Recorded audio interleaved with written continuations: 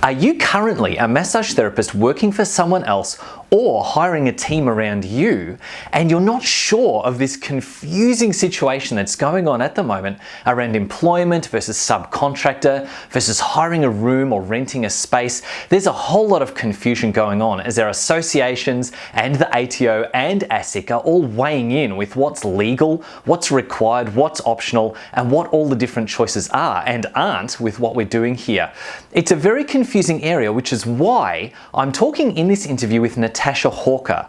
Natasha is a specialist in this area. She works with small businesses who are employing, who are doing subcontracts, and she understands the intricacies of the law right now and how it affects people in our industry. So whether you're someone at the moment who is employed under one of these contracts, or you're a subcontractor, or whether you're hiring other people around you, you need to be clear on what is happening so that you're not getting fined by the government or finding you're in breach of actual law around how this is meant to work. So listen in to what Natasha has to say. She's bringing excellent clarity to this. She's got all the answers, a heap of knowledge shoved into this little interview. And I wanted to just put it here because although it's part of our podcast, the Business of Massage and Wellness podcast, and you can listen to this entire interview with a few extras on iTunes, it is so important that I wanted to release it as a video as well, so that as many people as possible can access this and we can have some clarity around this for our industry. So watch now, get what you need to out of it, and make sure that you're doing the right thing as an employee or as an employer. Great to have you on board today, Natasha. Thank you so much for joining us. Oh, my pleasure. It's lovely to be. It's fantastic. Yeah, it'll be fantastic to hear a bit of your expertise around what's happening at the moment in our industry. And I just wanted to introduce you briefly as an employee expert for small businesses. So maybe just before we get into the questions and hearing what you've got to tell us, do you want to just share a little bit about what you actually do day to day, Natasha?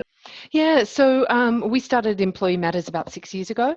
In essence, what we do, James, is we help our clients hire better, manage better, and if required, fire better. And essentially why we do that is we want to help our clients grow their businesses faster than ever before through their people. And I'm a great believer in your employees are your greatest asset, but they're also potentially your greatest liability.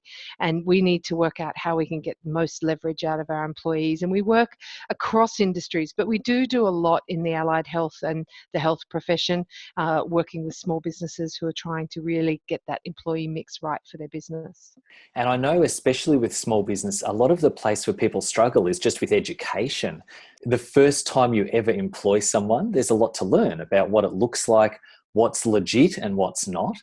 And in the massage profession, in this industry, we're going through a huge shift at the moment where we've had for a long time a kind of de facto understanding of how employing works.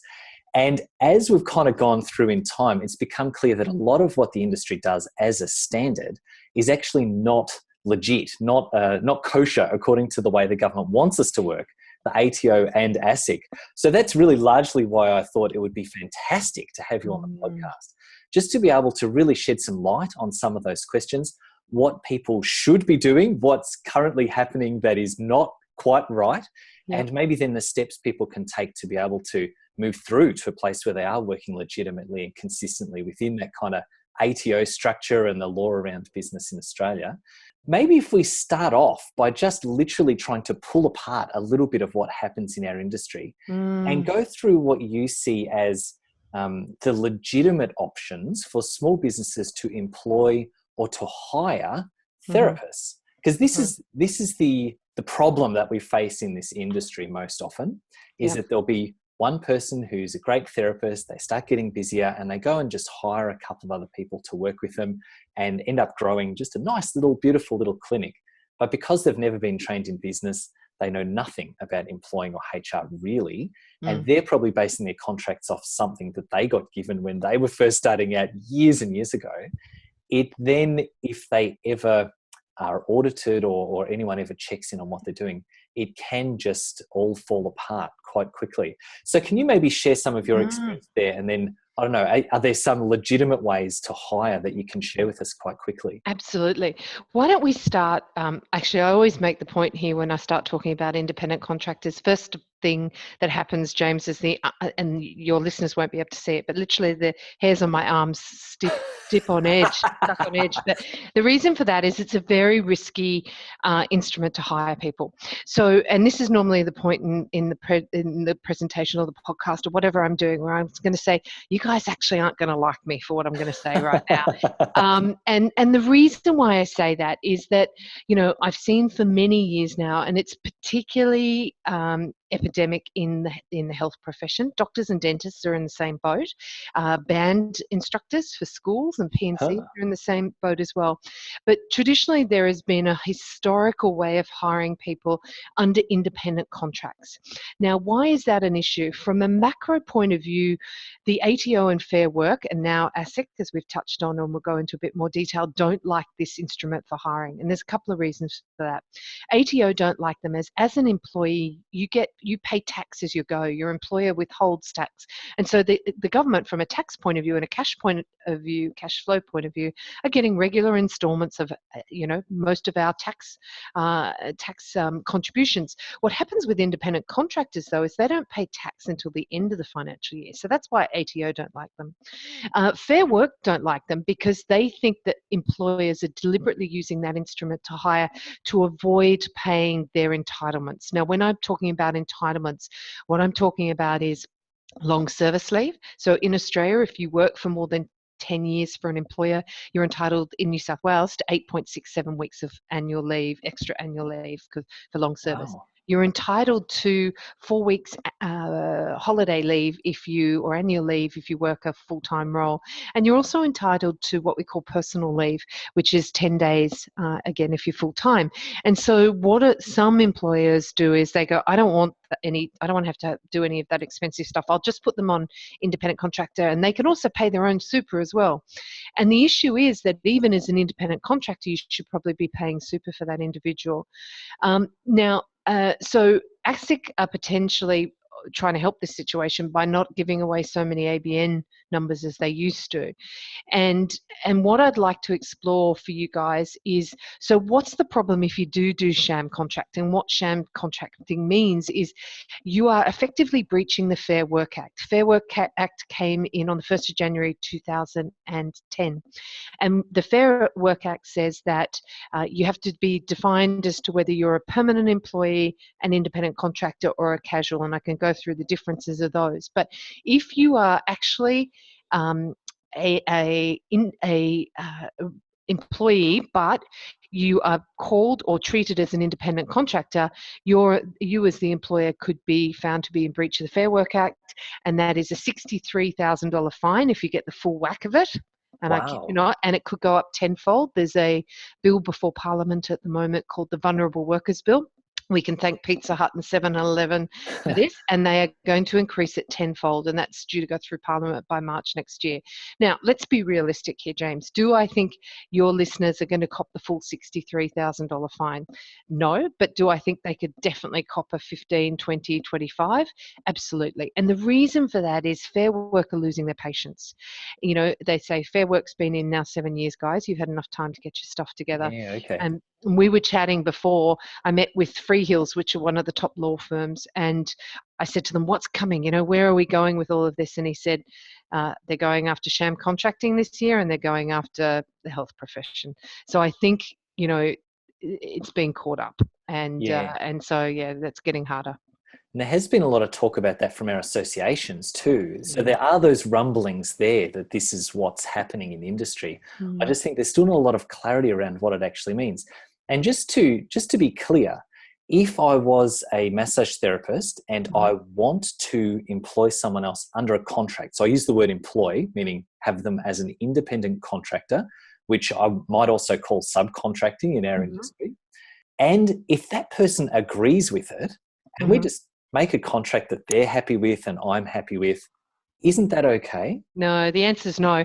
Look, and one of the challenges, and I feel for people, because the test for an independent contractor is quite complex and it's multifaceted. So let's go through, I won't go through all of them, but let me give you a flavor for the test that That would be great. that the law applies to whether somebody is truly an independent contractor. A lawyer once told me, James, they said, if it looks like a duck and it quacks like a duck, it's probably a duck. And so this is sort of some of the things that they look at. So does the massage therapist bring their own and use their own equipment? Now that in theory could mean their table, their oils, their towels, or are they using the property and equipment of the clinic? Do those massage therapists have a business card with their name and ABN on it, or do they have it with their name and the clinic's name, even though they're a subcontractor? If they present to the world like they are your employee, then they would be deemed to be your employee. Do they, those massage therapists, are they directed when they can work, the hours of the work and how they work? In other words, is the work directed? So if you're an employer of a massage therapist and we say, James, I need you here Monday, Wednesdays and Fridays between 8 and 6, then I am directing your work and therefore you're an employee, not an independent contractor. And the last one, which I think is that I'll go through today, is the one that I see everyone goes, oh, I don't like that one, was when in actual fact, if you're truly an independent contractor, James, if you turn up to, if you're coming into work today to work for me and you are sick, you can ring up your mate Tom, who I have never met before, and send Tom in to do your shift without my permission. So Then you that might is replace yourself. Replace yourself, because it's my business. So it is, you know, a complex text, sort of a complex test rather. And I think, you know, if the individual presents to the world as your employee, if the worker spends a significant portion of his remuneration on business expenses, that's another test of whether they are one. Is income tax deducted? And so it's an awkward one. And I know traditionally what's happened in a lot of your industries, and I know this in medical as well, the doctor or the dentist pays a fee for their rooms. So it might be a 60-40 split. But then they say, out of your 40% you get to keep, you've got to pay your superannuation, your annual leave, your long service leave. But as far as the world sees, I'm an employee of yours, and so that means you as my employer should be paying all of that for me and just paying me a wage for the work that I do. Yeah, because even that is slightly different to a subcontractor. You're right. What about the idea of hiring a room? Is there any place where that is legitimate? I think it's an old way of trying to circumvent the actual law. I think they're going to stamp it out. I know a lot of GPs where that's the arrangement, and I think, you know, I know one in particular where they pay his superannuation, but he pays everything else out himself because of his room fee. But my view is on those other tests, he can't send anyone else in. The business card says he works for the practice. He uses their equipment. You know, he's an employee to me. But what I should have done right at the beginning of this conversation, because I normally upset people when I start talking about independent contractors, is look, the caveat that I put on this, James, is that every single experience of this is unique, and I would encourage all of your employers out there to get some advice either through an employment lawyer or someone like ourselves, because, you know, it is a complex test and there's a whole lot of things we would need to find out beyond what we've talked about today to really make a definitive view on it. Absolutely. And I believe if someone goes to the ATO website, there is a test there that people can fill out themselves. But then I know, talking to you and other HR people, even that doesn't always give the exact same ruling that the ATO themselves would actually give. Correct. And do you know what? It's really fascinating. And I think the reason why I would encourage your listeners to err on the side of caution is we literally had this happen last week. Now, we are used to defining independent contractors, have been doing it for years. And we just had a case with a band instructor for a local school. And in my view, he's an independent contractor and he wants to be in my view, he is an employee, not an independent contractor. My apologies. He wants to be an independent contractor. We actually referred it up because we wanted to be absolutely sure to our employment lawyers. And even they said, we can't make a call on this. It would have to go to Fair Work to make a Yeah, it's judgment call on crazy, this isn't it? specific example. And that just shows you how complex it is. So I think, where there is that level of uncertainty, I would encourage you to just err on the side of caution and maybe look at permanent employees, permanent part-time employees, or casuals, which is where I would suggest casuals is a great instrument for hiring people because it's enormously flexible, and can be a better way for doing it, especially when you're not sure what your workflow is going to be. Yeah, because that is exactly the reason that people use to go on subcontracting. It is that sort of perception that it's easier, that you don't have to pay tax and super, although as you've said, that's perception only. The truth is it's not, right? Mm. But the other thing is that employers or potential employers are worried that they'll have to pay people even when they're not working. It's like, I don't want to put someone on permanently because then what if they don't get enough clients? I'm going to have this cost there that's not bringing an income in. And so is there an option for casual employees to work well? What does that actually look like? Do you have any more detail or advice around that? Yeah, look, and I can even tell you because there was much more sort of flexibility around independent contractors back when I started my business, which is only 6 years ago. And to be honest, when I was starting it, I actually thought I would have a whole team full of independent contractors. So I know this There you well. go. Yeah. And I actually went to my employment lawyer, a guy called Ian Latham, and when he told me about those tests, and then he told me they wouldn't have to do it the Employee Matters way, and they could subcontract the work out to someone else, I went, that's not going to work for me. And he said, yeah, you're right, it's not. What you need is casual employees. So casual employees under your award, which I think most of your guys would fall under the Health Professionals Award, is that correct? Because they've got qualifications, is that a casual employee is effectively hired for a distinct piece of work and a minimum of 3 hours. So you could still get them to work up to 40 hours a week or 38 hours a week as a casual employee, but it's really flexible when you don't know what next week looks like yet. Think of it like your McDonald's person. You don't know who the shifts are, and even do a shift roster. That works really well with casuals. But the other things that you need to note is you must pay them at least the minimum rate of pay of their classification, and we should cover classifications as well under the award. But on top of that, you must pay 25% loading. And the reason for the loading is because they don't get annual leave, they don't get personal leave, and they don't get long service leave, nor do they have any protections from fair dismissal. But why they are great is I would encourage you to still treat them as if they were part of your team. I run a whole team. I've got 11 in my team, and they're all casuals. And they stay with me long term. Now, I have an advantage in my case that I'm not an award-driven business, so I can have them long term. In some awards, you must convert them over to being permanent part-time or permanent full-time after a certain amount of time. Yeah, I know when we were running our clinic, we had casual employees. And what it meant for us is that even if they got one booking for a shift, they were there for that minimum 3 hours. They did their one booking, and that would basically, for us, it would pay their wage as the therapist being there for 3 hours. Even one booking would kind of make it work okay. And then when they filled in 2 or 3 or more bookings for their shift, that was when it worked well for everybody involved. But then if they didn't get any bookings, their shift would just be cancelled. So we didn't have to pay them. The incentive is there for them to continue to rebook and try and get their shifts filled, because otherwise they don't get the shift.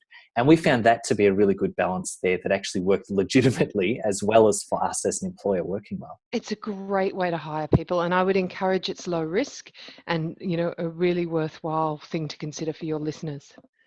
So that sounds great. So just to kind of try and break it down really simply, it sounds like independent contracts or subcontracting things are basically a no-no, even if they might sometimes be legitimate. It sounds like it's pretty rare and a bit of a grey area. I agree. So it's much better to go for actual employment of some kind if that's the step that you want to do. Yeah, and there's one other thing I would add that I should have added when we talked about the $63,000 fine. That is the breach fine. So if you had 5 independent contractors and they were all sham contracting, that's 5 breaches at possibly $63,000. Wow. But here's the kicker. You also would have to, if it's determined that they've been independent contractors with you for 2 years, they've all worked for you for 2 years, then you have to back pay entitlements, which would be 4 weeks annual leave for those 2 years for those 5 employees, 2 weeks personal leave, assume they took one of those weeks, for those 5 employees. So that adds up significantly. And super. and super for all of that time. So it is high, and that's why I say it's such a high risk way of hiring people. Yeah, absolutely. So I know that there's going to be people who are listening to this who are thinking, oh my goodness, I've got a contract, or even I don't even have a contract. I've just got a word of mouth agreement, some of them, that doesn't fit into a proper employment model. Like looking at it, they would say, well, I'm in this position where right now what you're talking about is I've got a sham contract. So what's the best thing for them to do? Like when we've got the people who are the employees or the subcontractees and the people who are the bosses, the employers or the people running the contracts. From both ends, what do we do from here? Yeah, look, let's look at the employee side of it first. I think for the employee, obviously, as an employee in Australia, it's an expensive place to live. And the reason why they have a minimum level of entitlement is because they want to protect workers and they want to make sure that workers are not taken advantage of. So if you are in that position where your boss, potentially through no deliberate malice or anything like that, it's just the way it was always done to them, and that's why they do it to someone else that way, are currently hiring you as an independent contractor, then I would have the conversation with them. I would either get some information, you can ring up Fair Work and they can give you some information. I'm happy to give some information to your listeners. We can put them in some stuff in the show notes, and they can take that to your boss and say, look, I want to have a chat to you about this. I'm not sure whether I'm on the right track here, but I suspect what we're doing is maybe not quite legally right. I'm coming to you because I want to make sure we get this right, but also because I want to protect you from potentially doing the wrong thing. And what I would share with your listeners is that ignorance is not a defense. So you can't just say, sorry, I didn't know, let go of the $63,000 fine. So from an employer perspective, I always say that's a tougher one, because often when employees say to them, but I want to be an independent contractor, I always say, well, I'm sorry, but you're not the one who's liable for the fines and the back pay of entitlements. So what I would suggest they do is, in the instance where an employer knows that they might need to change it over, let's look at a quick 3 or 4 step plan. The first thing is to explore your options. How can you actually hire them? Is it right to do it permanent, casual, or independent contractor? So let's review that and make sure we've got that right. The second thing is to have a conversation with your employees. As soon as you realize something's not right, and then you can do full disclosure. Look, we need to make these changes. I'm going to have to change the way we hire you. We're going to look at putting some contracts in place. And the reason why you need to consult in that way, and potentially I would encourage you to put that in writing as well to them, is under your award. I think it's clause 9. Have a read of it. It's the obligation to consult on major workplace change. So what that says is, if you're going to change the workplace in any way, and changing somebody's instrument of hire is a major change, you need to consult, which means you need to tell them about the change, you need to report it to them in writing, you need to give them a chance to respond and let them know how they feel about it and take on board. It doesn't mean you have to do what they say, but you've got to take that on board. So that's then meets your obligation to consult. So you've met your awards, because again, that's a breach if you're not doing that. Gee, it's interesting to me that that's the kind of thing that is actually in that award. I wasn't even aware of that. It's in almost every award. So in the good old days, James, as you know, when we were probably working in our younger days, I'm a bit older than you, the boss could come in quite feasibly. I worked in banking and finance, and go, we're moving to Parramatta. Due there on Monday at 9 o'clock, and I would have just packed up my bags and gone to Parramatta unless I had a choice of another job. You can't do that anymore. You would have to consult and say, well, we're thinking of moving to Parramatta, it's cheaper, here's what we're going to do to try and make that adjustment easier for you, and all of that sort of thing. So you can't be so directive as you used to be. No, that's really interesting.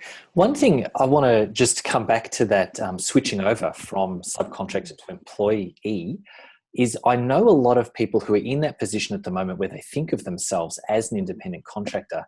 They are usually getting paid a fairly good rate on a per treatment basis. So it's not per hour, it's per treatment. And they might be getting something like $50 or $60, some people in that kind of position, out of a treatment that costs maybe 80 or 90. So as a percentage, they're taking quite a large percentage of the actual treatment price away with them. And then when they look at something like the award, on a casual rate, even with loading involved, it only comes to, correct me if I'm wrong, but it's something like $33 or $34 per hour under that award, with the loading included as a casual. Is there an opportunity for people to work it out so that they would be getting paid the same kind of rate as they would have been before? And then I guess they also have to think about the other things that are the benefits of what they're doing. Can you explore that for a Yeah. second with us? Yeah, look, it's a great question. I think with that, the award is the award. You don't have to pay the minimum.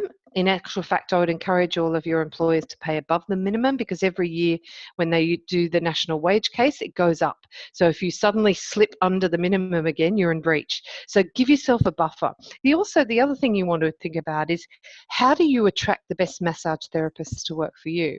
And if you're paying the lowest rate, I'm going to guess you're probably getting what you pay for. The other way I would think about this is, yes, I can see that argument around if they're charging $90 and they're receiving 50 or 60 of that consult fee. That looks very nice on paper, but the reality is it's still probably not legal. Now, that's not going to affect the massage therapist so much as the business owner, but why not come up with some sort of win-win situation where you encourage your massage therapist to rebook. And if they get 6 rebookings, then maybe there's a bonus, or they get an incentive kind of payment. We've just rolled out a program in our business because I used to do all the sales, so I became a blocker, and I work with HR people, and HR people, sales is a dirty word. I tell you, there's a reason why they're in HR. And so what we've done is made it really easy, given them scripts to sell, but then we've given them some incentive too. So when they sell another product, they get a nice cut of that. So it makes it worth their while, and that might start to work out some of that differential. By the same token, James, if you've got your favorite massage therapist in the world and she's gold to you, and your people come to your practice because of her, then pay her a premium. Pay her more than the other people that work for you. Obviously people need to keep quiet about their salaries, but if she is worth that, pay her so that you keep her. So there is a level of flexibility in making choice there, as long as people are meeting the minimum that is Correct. outlined in the award. The other tip, you must have a copy of the award in the workplace. Okay, great. So what does that mean? Like print it out in a drawer? Print it out, or put it in the kitchen, or put it on your intranet if you have an intranet. Yeah. I love it. These are so much helpful advice here, all these little tidbits. It's the kind of thing I imagine we're covering a lot of ground here.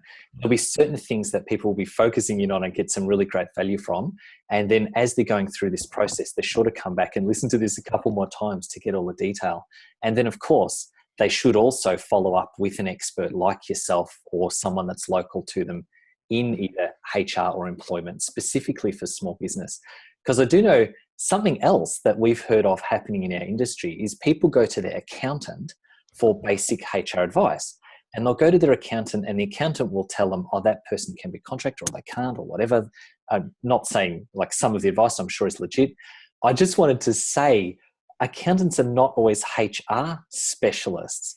So it is worth coming to see someone like you, right, Natasha? Definitely. And of I course think you're going to say yes to that. Yeah, and I am. And the reason is that the law is changing here all the time. And it's hard enough for me to keep up with it. And I'm a HR professional and I'm on every single thing that gets sent out from Fair Work. So I'm on top of everything. And that's hard, but I'm not an accountant either. And I would never claim to be an accountant. So I would always check that advice. I think a lot of the time, some of their information is a bit dated. And I'll give you a classic example. We built employment contracts for our clients to use, because going out and getting an employment contract that's nice and robust costs you about $3,500 or $4,000 to get a lawyer to write you. Right. And that protects your IP and your clients. And you want to do that because if you don't have a good contract in place, they could take your client list with you. And although that's poor form, you can't do anything about it. So it's really important to get solid contracts, whether they're casual, permanent, or independent contractors, although I think we're assuming we won't be going down that route. But the other thing that I wanted to say there is that it's changing all the time. And we've had those contracts, got them built 6 years ago. We've had 3 reviews since 6 years ago. And the last review was extensive. It was massive. And what causes those reviews is that there's a lot of case law, and case law changes the way we look after employees in the workplace. So it's really important that you do that. And the other thing that I would encourage people to do, and this is a little gem for your listeners, is that there are a couple of policies that you must have in the workplace. The main one is workplace health and safety. That is mandatory. Every single business in Australia must have a workplace health and safety policy. And I would argue most of your businesses probably wouldn't. Well, probably not. That's right. Exactly. And that is required by law. There are others that aren't required by law in that mandatory sense, but are still highly recommended, that cover things like bullying in the workplace, sexual harassment in the workplace, grievance procedures, drug and alcohol, dress codes, which are all important, to various levels. So if an employer is setting up to hire for the first time, or they're growing a very small team at, say, start, those kind of policies might be part of an onboarding process for new staff, and then perhaps in a procedure manual, that kind of thing. Is that what we're talking about? Yes, absolutely. And I would encourage, so here's a statistic for you. Employees are at the greatest risk of resignation in the first 3 months that you hire them. And usually the reason why they leave is, you can imagine it, they've come from a place where they might have been the most experienced massage therapist. They knew everybody, everyone knew them, they were the go-to person to ask questions. And then suddenly they're in this new environment and they've just been told, that's your table, your first client's at 9 o'clock. And that's a massive loss to them. So I would encourage all of your employers out there to do a great onboarding process. Make that person feel welcome. Make them understand your history, your story, the culture of your business. Get them go through each of the policies that they are beholden to, and get them to sign a little document that says, I've read, understood, and agreed to abide by the policies and procedures of the business. Yeah, fantastic. And then what about, because I know you do work in a lot of areas across employment and helping people to feel good as part of a culture of business. It's not just the nitty-gritty and the tactics of how to employ legitimately, but then how do we get them to stick around? Like, if most people are going to leave, I shouldn't say most, if the time that people leave most is in that first 3 months, onboarding is one thing, but then how do we keep them around to make sure that we've got a great culture and a great team environment that's keeping people in our business? Yeah, I think there's a really interesting part of this. So a couple of statistics for you. People will take 11% less pay if it's a great culture. They'll take 7% less pay if they have a great boss. The reason why people leave organisations is not the organisation, it's the person they report into. People are attracted to businesses that can offer them workplace flexibility. That's one of your big key winners in the massage therapy area. True story. So, Yeah. it's really important. But what you need to do is to create a great culture and create a high level of engagement. Now, engagement is the measure of discretionary effort. So what that score measures is, would James work till 9 o'clock at night for Natasha because he thinks she's a good boss, he's bought into her business, he's bought into her products, he loves her clients, he's part of the business, he's part of the fabric of the business.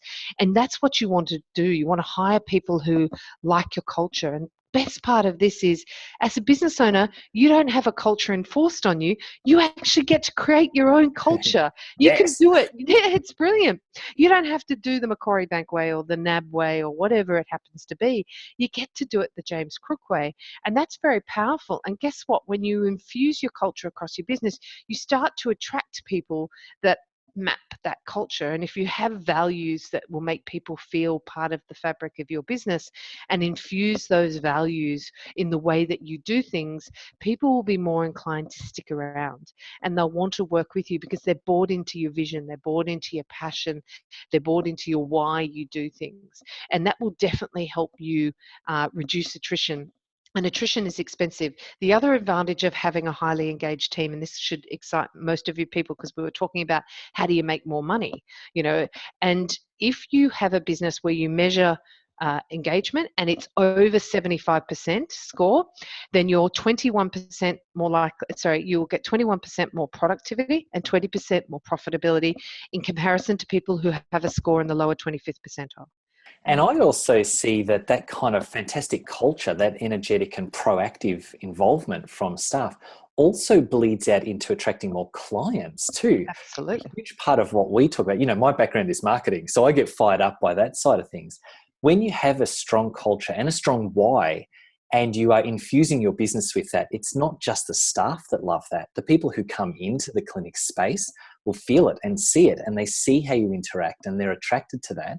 And even when you're going out doing marketing, your energy and your passion going out there is just the absolute best way to market, because the people who are attracted in as clients are also aligned with your vision. They're people who understand what you stand for and want to follow along. So Exactly. it's definitely living a life of passion in business is absolutely fantastic for staff and for clients. Yeah. I mean, you would encourage your the people you talk to all the time, James. You know, there are, I don't know, gazillion massage therapy practices around the place. How do you make yourself stand out, both for your candidates or your, you know, the people that are coming to work for you and your clients? You want to be, if the talent pool's this big, you want to be attracting the best top 10% in that talent pool to work for you that are in your area. You don't want the bottom 10%. Nobody wants them. Exactly. Yeah. You want the good people. So, okay. So we've had a look at then hiring and a few different ways that might look. We've had a quick discussion on how to sort of retain people, make sure staff are happy and you've got a great environment there. What about if someone is a casual or permanent employee and it comes to the point where they're not playing along or they're not pulling the line as far as the culture goes, and you just sort of get the feeling that things are not working, or I don't know, maybe they do something that you really just don't like. They do something you really think is not acceptable. When it comes to employment, I'm aware that there are some laws and some rules about what you can do with that. What are the restrictions around that, and what does it look like to start having that conversation, or can I just fire someone on the spot? What's the whole thing? Yeah. So I think the first thing I would say, and the best rule of thumb to start with, is always have great conversations with your employees as soon as they start. So actively look to give them feedback. When you did that, James, the outcome was this, and that's why I love it. And so then you automatically set them up that you are going to be giving them feedback, both positive and also critical feedback. Great. And most people actually take that better than you think, because most people don't want to do a crappy job. They want to do a really good job.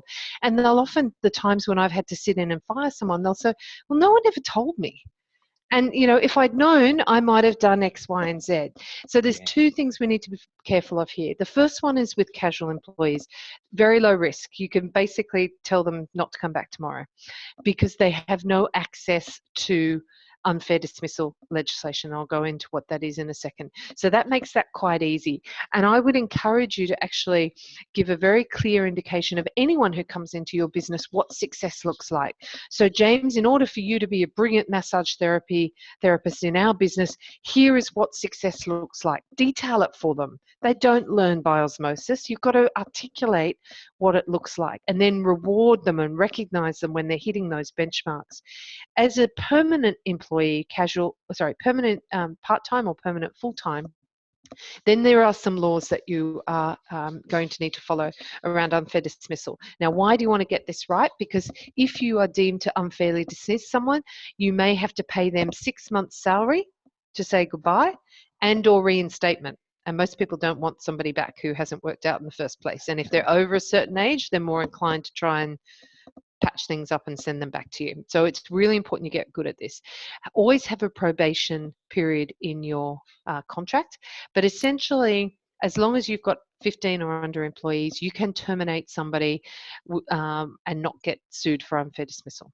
Okay. Under that 12-month period. But I always say to my clients, they're the ones you practice on, so that when they have got over 12 months service, you know what you're doing and you do it right. If you have an individual that is not performing, then there are a number of things you need to do. You need to have a conversation, usually informal, when it first kicks off. You know, this is not working. We need you to do this. Is there anything that we can help yourself? You know, is there anything going on in your personal life? And see how that goes. If it doesn't adjust, then you might need to call them in for a more formal conversation. At that point, you need to offer them a support person. A support person is someone who will come in and provide emotional support. They're not there to advocate for them. They're there to say, oh, remember when Natasha said that? They might take notes for that individual and so on. You, as the person who's having the difficult conversation, should have someone either scribing the notes of the conversation for you, or ideally, we have these wonderful things called mobile phones, recorded on that with the individual's permission. If they don't want to accept a recording, then you'll have to go to scribing. And then what you need to do is ask them, tell them what performance you're seeing and why it's not meeting the levels that you require, and then you need to ask them, is there any reason for that? Then you need to provide them with some additional support to get them back up to the required level that you need them, and then say to them, we're going to meet in 2 weeks. If we haven't met those levels in 2 weeks, your role is at risk of being terminated, because these are the minimum standards. Provide them all the support that they're going to need to get up to that level, and then in 2 weeks it's either, oh good, we're back to the required levels but these need to be maintained, or it's, I'm really sorry, we've got no alternative but to let you go because you're not meeting our minimum levels of performance. It does. It feels awkward or difficult to have that conversation. You're right. And I guess when you look at it, it's like you've talked about quite a formal process there, which is basically making sure that they understand what's happening and that all bases are being covered. But also kind of think it basically, everything you're saying in that formal process does just come back to being a decent human being and a boss, right? Like you want to give people the opportunity to do better. And if they just literally don't know what they're doing wrong or don't understand what impact it's having, you're giving them the opportunity to learn that and do that. And so I totally see that, if things go pear-shaped, there might not be much else you can do about it. And that's the process you'll have to go through. But I also think it would probably be pretty rare to go right to the back of the box earlier. You would think most of the time people would be just having a conversation, doing that kind of stuff. So I guess, is there a particular spot where that line is drawn, where it's like, I've been talking to Bob, my therapist, for 8 weeks now, saying to him, oh, look, Bob, your KPI is to rebook at 75% and you haven't even been trying, what's going on? We've done the training, we've done this, we've done that. Is there a kind of okay, we're out of the informal now and we're crossing over into formal? Is there a sign? Yeah, there's no official sign. The issue is what you're asking, this is the test, reasonable? So I always give the example, if you're carrying a cup of tea in a cafe and you're slopping the tea all over the saucer, and I said, James, I really need you to get better at that. I need you to get that cup of tea down for the client without them wearing it. You've got till the end of today. That would be deemed reasonable. If you're asking them to bill $500,000 in the next week, that would probably not be reasonable. So that old adage of 3 strikes and you're out, which most people believe it still is, doesn't exist anymore. It's whatever is deemed to be reasonable. If you ask 10 people on the street, would 9 out of 10 people say, yeah, that's reasonable? And the thing that I would suggest is, often what I find when we review the cases that go to Fair Work is the reason why the individual, the employer, wanted to terminate the employee is reasonable, very fair. And most people will go, you know what, James, I can understand why you wanted to get rid of Natasha. But where it comes unstuck is the way you do it. And it's quite, as you heard when I went through that formally, and I've gone through that fairly light touch, it is a very structured process in order to legally terminate someone from your business. Having said that, you absolutely should do it. If somebody is not a fit for your business, either culturally or they're not doing your job, they can hide in big business. They could be one person in 1,000. In small business, like a lot of our listeners today, there might be 4 or 5 people in the clinic. You cannot have 1 or 2 of them not performing. That's 25, 30, 40% of your workforce. You can't afford it. Yeah, and it does affect culture. Like we were just talking about culture for retention of staff. If you've got some people on the team that aren't performing properly, that affects the culture for everybody else as well. Performance is actually part of culture. Absolutely. Most business owners are terrified that if they fire George, everyone's going to hate them. Usually what happens is everyone goes, God, thank God you finally got around to doing that. We've been carrying his load for the last 4 months. Yeah. So it actually has a negative reflection on you as a leader because you're not taking decisive action and you're not managing that individual. Yeah, fantastic. I do think a huge part of being a great employer and learning how this stuff works is literally just stepping up into that role of leadership. And a lot of the time when you start as a therapist or just as a solo person running a business, leadership is not something that we are used to doing because we haven't had staff before. And so I also think there is a dynamic behind the scenes there that is the person who is running the business actually stepping into the role of leader and employer can personally sometimes be the biggest challenge. But then all these other bits and pieces, the tactics and the technical stuff just happens around that. And obviously the more leadership, the stronger that leader is within themselves, the easier it is for them to handle the rest of the employment situation and the team and to build a great culture. Is there anything you can give us that's like your number one tip for how to be a great leader or how to become a great leader? I think my number one tip would be fake it till you make it. If you play the role of leader, and you're not going to be perfect, people want authentic leaders. And I would encourage everyone to educate yourself. And the best thing that you can do is, I would say your number one skill to learn is how to interview effectively. So, because then that's the start of the whole problem. Often we find most small business owners have never been taught how to interview. And just quick backstory, I was a recruiter for 7 years before I joined Accenture. And I had been interviewing, I'd interviewed hundreds and hundreds and hundreds of people. And by then I thought I'd sort of got my craft fairly well down pat. But in actual fact, when I joined Accenture, I had to do a 3-day course on behavioural interviewing. And it was the pass or fail. But that course has changed my life, because it's meant that I am so much more confident when I make a hiring decision than what I used to be before I'd done that course. And I did that course, 12 years ago now, and I still use that technique. So they need to interview for technical ability, behavioural ability, so past behaviour indicates future performance, and then cultural fit. 2 interviews is a minimum. Must do reference checks. But everyone says to me, oh, Natasha, they just give me their friends' names to call. And they will, if that's how you ask the question. But if you set someone down and you're interviewing them and you say, James, who did you work to at ABC Bank? And you go, Fred Brown. And I said, all right, down here at, XYZ Bank, who did you work for there? And you go, oh, Mary Smith. And then at the bottom of your page, I'm to call George for your referees. Then I'm immediately alerted to the fact that I don't know who those guys are. So, make sure you're calling the right people. Do a bit of investigation. Make sure the head of the clinic is who you think the head of the clinic is. You're not just ringing the secretary to find out whether they used to turn up for work. The other thing I would strongly encourage your team to do is, or your listeners to do, is to do some psychometric assessments. One that I love is Harrison's. So everyone would be very familiar with Myers-Briggs or DISC, and I'm guessing most of your listeners will have worked out that I'm probably an extrovert and not an introvert, and they'd be right.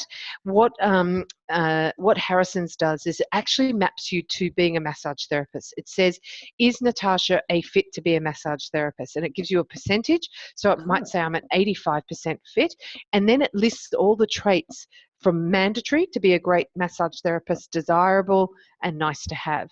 And guess what? That means then you can manage that massage therapist to their strengths straight away. Where usually it takes you about 6 months to work out, they've got fabulous client retention, or their interactions with the client just means the client keeps coming back again and again and again. Wow, how interesting. And I mean, that's a fairly specific little thing. If someone was interested in finding a Harrison's test or something, can they just Google that? Come to us. We sell them for our client for Harrison's. Okay. Yeah, great. Which actually leads me to say, Natasha, I was going to ask if people are interested in learning more about the Harrison's test, or even about the things that you do, about drawing up contracts and making sure employment is happening well, transitioning from subcontractor contracts that might be shams over to what is a solid, legitimate employment model. If they want to get in touch with you to talk about that, where's the best place to find out more about you? Yeah, best place is probably one of our websites, which is employeematters.com.au, or my personal website, which is natashahawker.com. On the Employee Matters websites, James, we've got loads of free downloads of checklists, tip sheets, blogs, articles. There's a whole lot of free content there that people can go and knock themselves out getting into, and love all their feedback on that.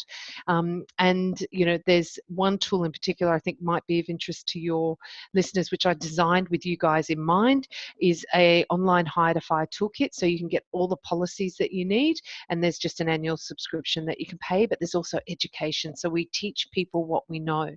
So you can listen into a webinar on interview skills, or having that difficult conversation, or what's workplace health and safety. So that might be useful. And what we'll do is we'll set up a nice little code that will give your listeners a discount if they're interested in that.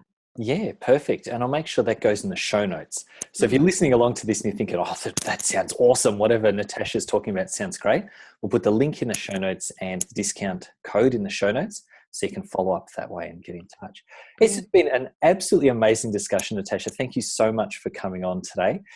Really enlightening, really interesting, and also guiding us through something that is a hot topic in our industry at the moment and is causing a lot of confusion and a lot of anxiety through people. So it's great to have some actual clarity and see a direction to move forward. Thank you so much. I appreciate it. My pleasure. Thanks for having me, James.